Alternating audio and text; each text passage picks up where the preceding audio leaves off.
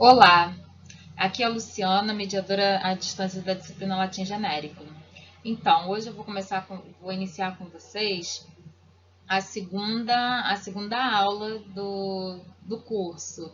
E eu vou fazer da mesma forma da primeira aula.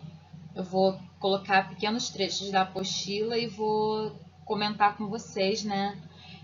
Para ajudar vocês. É claro que a primeira e a segunda aulas, elas são mais fáceis porque são mais teóricas. À medida que a gente vai avançando nas aulas, a disciplina vai sendo mais difícil, né? Vai se tornando um pouco mais difícil, porque nós não somos falantes de latim. O latim é uma língua que não existe mais com falantes nativos. Então, como a gente só estuda a língua por meio dos textos escritos, então se torna um pouco mais complicado da gente entender essa parte, né, estrutural da língua. Mas à medida que vocês forem tendo contato com as aulas, com tudo, eu acredito que vocês vão gostar tanto do latim que vão até pensar em dar continuidade nos estudos da língua latina, tá bom? Então vamos lá para o próximo slide. Então, nessa aula de hoje, nós vamos estudar, né, a aula 2, Estrutura da Língua Latina.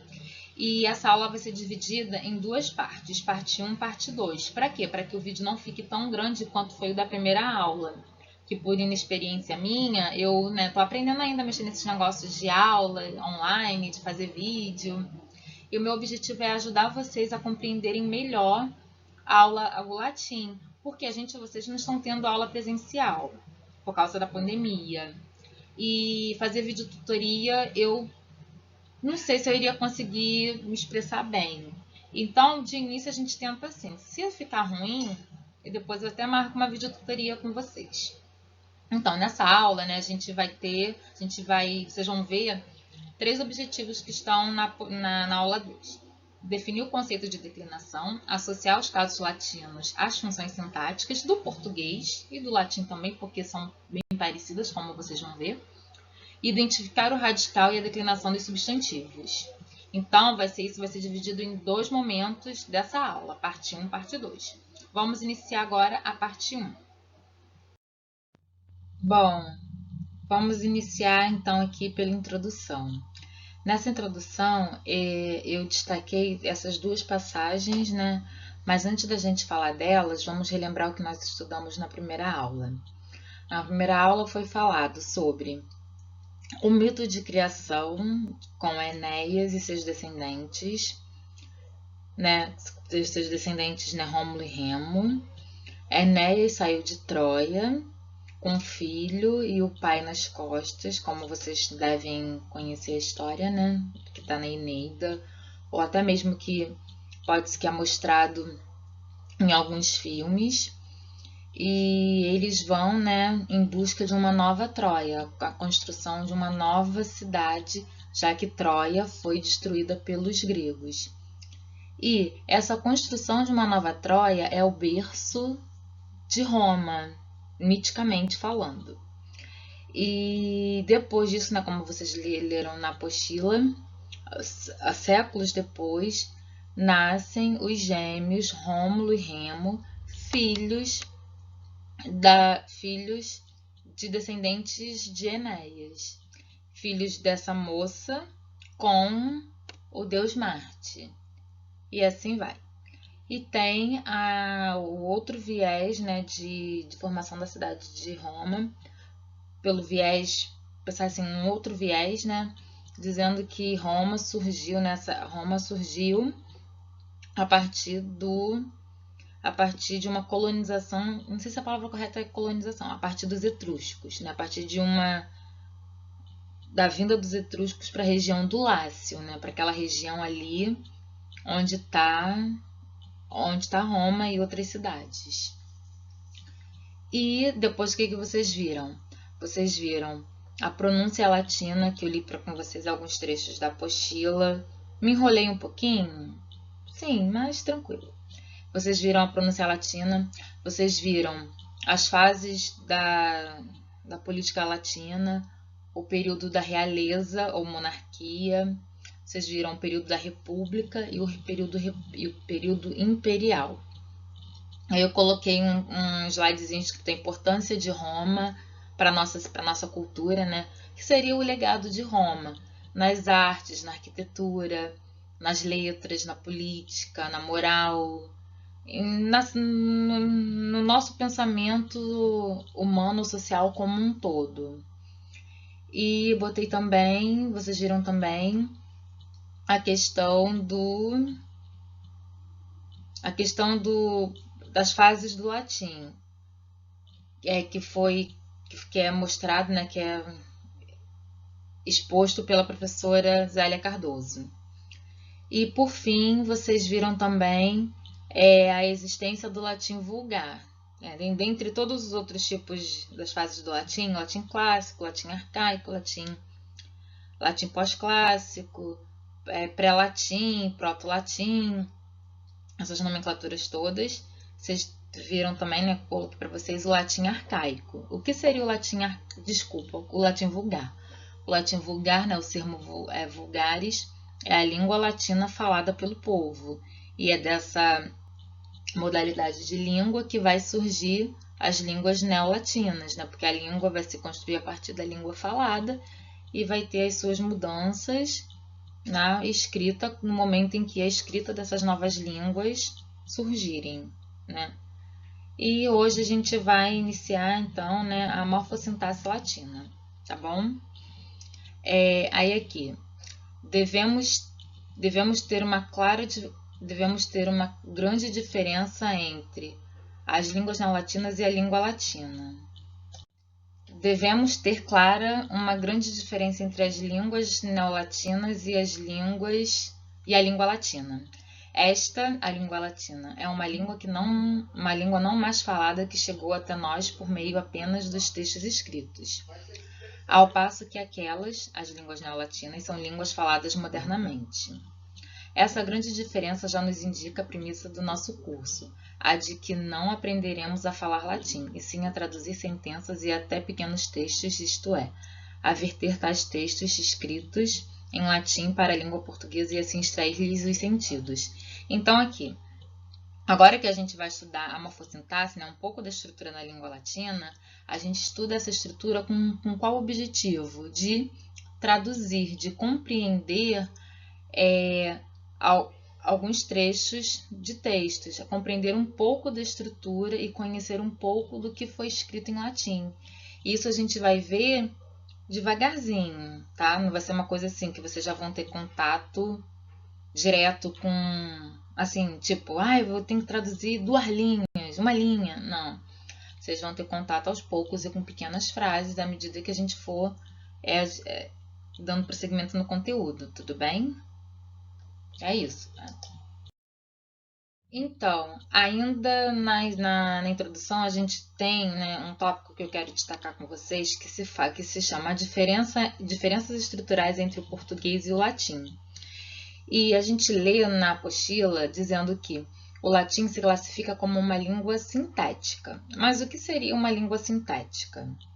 Uma língua sintética é uma língua que é declinável. No latim, as funções sintáticas das palavras, elas são reconhecidas por meio de terminações, né, por meio de desinências que vão indicar a função sintática. Então, vai existir uma desinência específica para indicar o sujeito da oração, uma desinência específica para indicar o complemento dos verbos dentro da oração, o adjunto adverbial, o adjunto adnominal, o complemento nominal. Vai existir, então, uma desinência específica para cada função que a palavra, né, que o nome desempenha dentro da oração. E o latim, como vocês leram, é uma língua declinável. O que isso significa? Ser declinável é receber desinências para indicar as funções sintáticas. E essas desinências, né, elas são chamadas, como vocês vão ver mais para frente, de casos. Então, uma língua declinável é uma língua que possui casos para marcar a função sintática da palavra dentro da sentença, dentro da oração. Já o português é classificado como uma língua analítica. Mas o que seria uma língua analítica? Uma língua analítica é uma língua em que as funções sintáticas elas estão marcadas por meio da posição em que as estruturas, né, que os sintagmas estão na oração. Então, por exemplo, numa frase, João comprou uma camisa, no português, João, que é o primeiro elemento, né, é a primeira posição na frase, é tido como sujeito. Uma camisa que vem logo após o verbo é o complemento verbal, é o objeto direto. No latim, por ser uma língua sintética, uma língua em que a função sintática está marcada por meio das desinências, João ele pode estar no começo, no meio ou no fim, porque ele vai ter uma desinência específica para indicar a função sintática dele. A mesma coisa a palavra camisa, que vai ter uma forma específica para indicar a função sintática dela, no caso de camisa. Tudo bem? Tomemos aqui o exemplo dado na apostila de vocês. Tem a oração aqui, Femina videt rosam, que a tradução dela é a mulher vê a rosa. Como em latim a posição não é fixa, a gente pode ter o que vai indicar, vai ser a terminação da palavra, então a desinência que vai finalizar a palavra vai indicar a função sintática dela. A gente pode ter várias formas para a mesma frase, a mulher vê a rosa em latim. Femina rosam videt, rosa femina videt, rosa videt femina rosam, videt rosam femina. Então, em todas essas ordens aqui, a gente tem a mesma sentença, a mulher vê a rosa. Como eu coloquei aqui, em latim, mudando a ordem da palavra, não há mudança de significado. Por que que não há?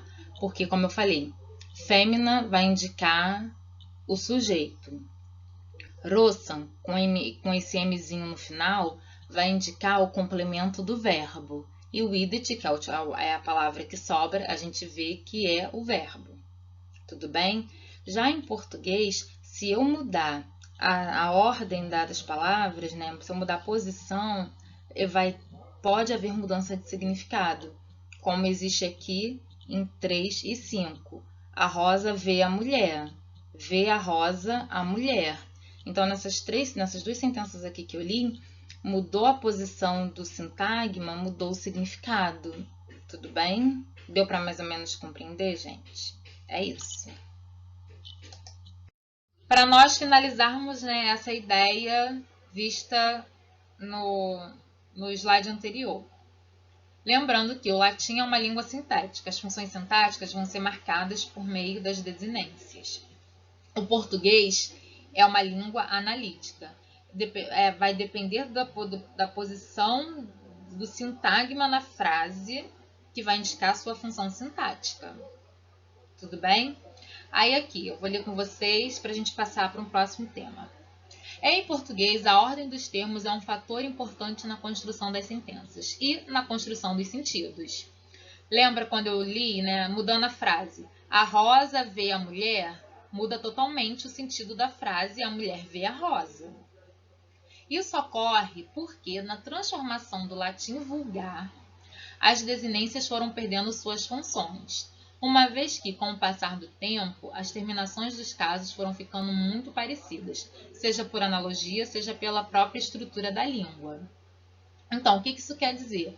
Que com o tempo, as pessoas, né, os falantes, que eram cada vez menos escolarizados, tinham menos contato com o latim clássico, foram utilizando, né, estruturas mais simples na língua para falar com o outro. Então, por exemplo, se antes eles falavam Rosam femina videt, por exemplo, a mulher vê a rosa. Usando o Mzinho para indicar uma função sintática, com o passar do tempo, eles foram utilizando femina videt rosa. Por quê? Utilizando as posições com as significações, foi se perdendo, como está aqui escrito. Com o passar do tempo, as terminações de casos foram ficando muito parecidas e muitas vezes essas terminações foram se perdendo, como no exemplo aqui hipotético que eu acabei de criar para vocês. Tudo bem? Bom, dando continuidade aqui, morfossintaxe latina. Em latim, as palavras são constituídas pelo radical unido a uma letra temática que pode ser uma vogal ou uma consoante. Por que pode ser uma vogal ou uma consoante? Porque no latim existem palavras que o seu tema ele é formado, né, do radical com uma consoante mesmo. Palavras da terceira declinação que vocês vão ver mais para frente, e os verbos de terceira conjugação latinos, muitos deles são terminados tem tema, vamos dizer assim, tem tema em consoante. Mas isso vai ser mais lá para frente, é só para vocês saberem o porquê que tem essa explicação na apostila. E essa junção, né, radical mais a letra temática, nós chamamos de tema. No português, nós também temos o tema. Tem o tema nos substantivos, que é o radical mais a vogal temática. E nos verbos tem também o radical e a vogal temática.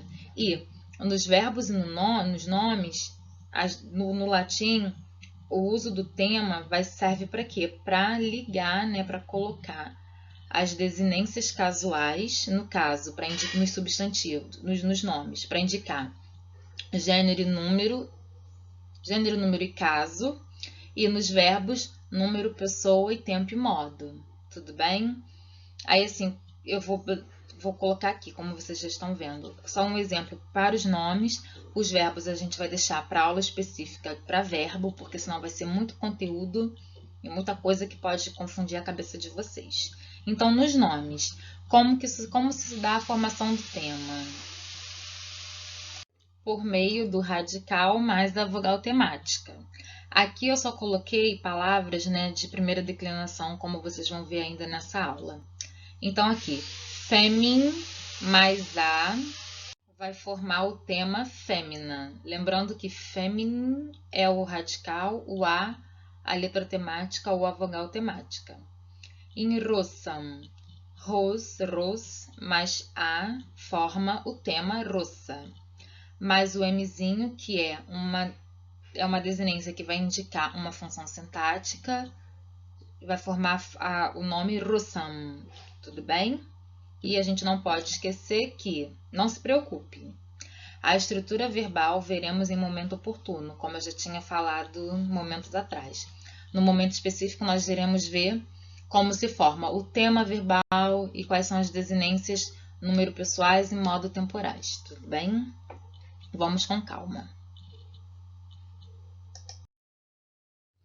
As desinências, né, verbais e nominais indicam os seguintes aspectos morfossintáticos. Nos nomes, né, nos substantivos e adjetivos e pronomes, elas vão indicar gênero, número e função sintática. Então, uma única desinência vai indicar o gênero masculino, feminino ou neutro, que o latim a gente tem um gênero neutro, que a gente vai estudar mais lá para frente, o número singular ou plural e a função sintática. Se tem função de sujeito, de complemento verbal, adjunto adverbial, adjunto adnominal, aposto, vocativo e assim vai nas funções sintáticas. E nos verbos, as desinências verbais vão indicar tempo, modo, número e pessoa, como no português. Tudo bem? Então, são 9 as partes do discurso, que equivalem às nossas classes gramaticais. No latim, a gente tem 9 classes gramaticais. É importante frisar que no latim não existe artigo. Então, vamos primeiramente, né, ver quais são as variáveis e as invariáveis. As variáveis são aquelas que vão receber desinências, ou desinências verbais, que são os verbos, né, que eles não declinam, eles flexionam, ou as desinências nominais ou casuais, que são os substantivos, os adjetivos, os pronomes e os numerais. E os verbos que vão receber as flexões, né, que vão flexionar. Então, aqui, recapitulando. As partes do discurso variáveis. Substantivo, adjetivo, pronome e numeral, que são declináveis, ou seja, essas classes de palavras, nessas partes do discurso, vão receber desinências para indicar as suas funções sintáticas. E os verbos, que vão receber as desinências verbais, que são, no caso, as flexões que o verbo tem, tudo bem? E existem também as palavras, né, as classes, perdão, existem também as classes invariáveis, que são as preposições, os advérbios, as conjunções e as interjeições. Por que elas são invariáveis? Porque elas não vão receber desinência casual, elas são palavras indeclináveis. Elas não vão ser alteradas de acordo com a função sintática delas, tudo bem? E relembrando, não existe artigo em latim. Então, na frase, a mulher vê a rosa, em latim vai ser femina videt rosam. Em português, a gente pode acrescentar o artigo definido e o indefinido na frase. No latim, não existe essa categoria gramatical artigo. Tudo bem? É isso, gente. Até a próxima parte da aula. Tchau, tchau.